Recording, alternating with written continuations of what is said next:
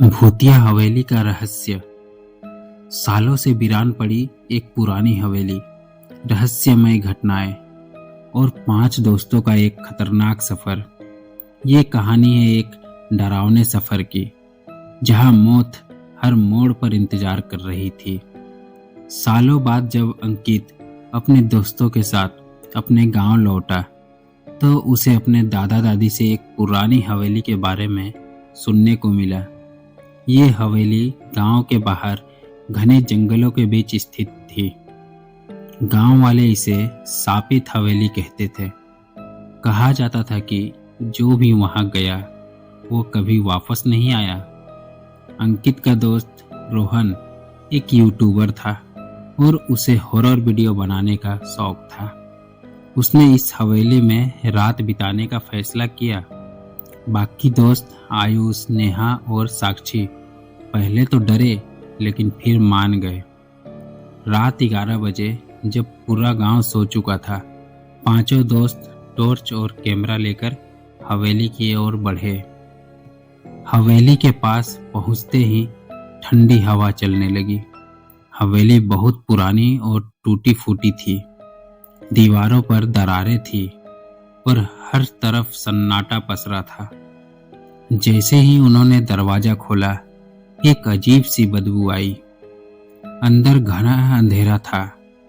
रोहन ने camera on किया और रिकॉर्डिंग शुरू कर दी। तभी एक पुरानी घड़ी अपने आप चलने लगी और टन टन की आवाज करने लगी। सबने एक दूसरे की ओर डर से देखा। नेहा को लगा कि किसी ने उसके कंधे पर हाथ रखा, लेकिन पीछे मुड़कर देखा तो कोई नहीं था। साक्षी ने कहा, हमें यहाँ से जाना चाहिए, ये जगह अजीब लग रही है। लेकिन रोहन ने मजाक में कहा, अभी तो सिर्फ शुरुआत हुई है। तभी अचानक एक दरवाजा अपने आप खुल गया और अंदर से धीमी धीमी हंसी सुनाई देने लगी।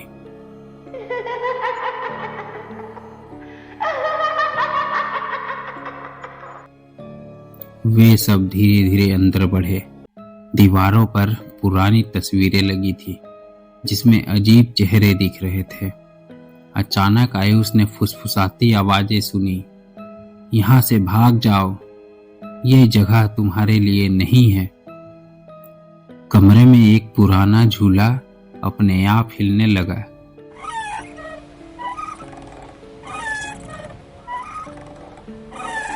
रोहन ने जब कैमरा उस पर फोकस किया तो स्क्रीन पर एक सफेद साया दिखा।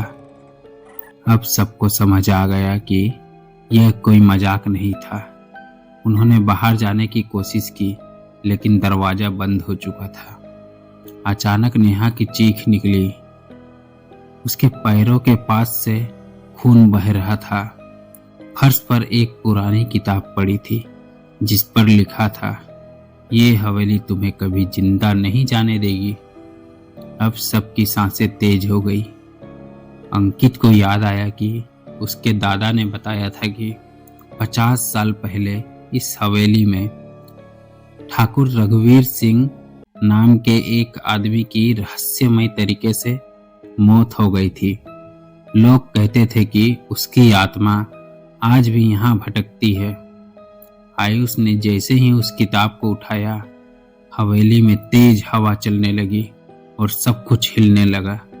नेहा को अचानक ऐसा लगा कि कोई उसका गला दबा रहा है। वो जमीन पर गिर पड़ी। अब सिर्फ 4 दोस्त बचे थे। उन्होंने एक दूसरे का हाथ पकड़ा और बाहर निकलने का रास्ता खोजने लगे। तभी रोहन जोर से चीखा। जब सब ने उसकी ओर देखा तो उसके शरीर पर जलने के निशान उभर आए। हवेली में अजीब अजीब आवाजें गूंजने लगी। अब सिर्फ अंकित, आयुष और साक्षी बचे थे। वे भागते हुए हवेली के सबसे ऊपर हिस्से में पहुंच गए, जहां एक पुराना कमरा था। कमरे में एक तांत्रिक की किताब थी। उसमें लिखा था, जो भी इस हवेली में आता है उसे अपनी आत्मा यहाँ छोड़नी पड़ती है। अंकित ने किताब को उठाया और उसमें लिखे एक मंत्र को पढ़ना शुरू किया।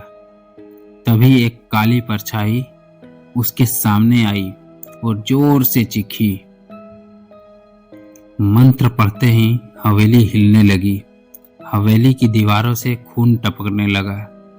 आयुष जमीन पर गिर पड़ा और अचानक गायब हो गया। अब सिर्फ अंकित और साक्षी बचे थे। उन्होंने एक खिड़की से छलांग लगा दी और बेहोश हो गए। जब अंकित और साक्षी की आंखें खुली, वे गांव के लोगों के बीच घिरे हुए थे। गांव वालों ने बताया कि उन्हें हवेली के पास बेहोश पाया गया था, लेकिन जब अंकित ने पीछे मुड़कर देखा तो उसे हवेली की खिड़की पर रोहन, आयुष और नेहा की आत्माएं खड़ी दिखी। हवेली आज भी वहीं खड़ी थी और हर रात वहां से डरावनी आवाजें आती थी। अगर आपको ये वीडियो अच्छी लगी तो इस वीडियो को लाइक करें और ऐसे ही रहस्यमय कहानी सुनने के लिए हमारे चैनल को सब्सक्राइब करना ना भूलें।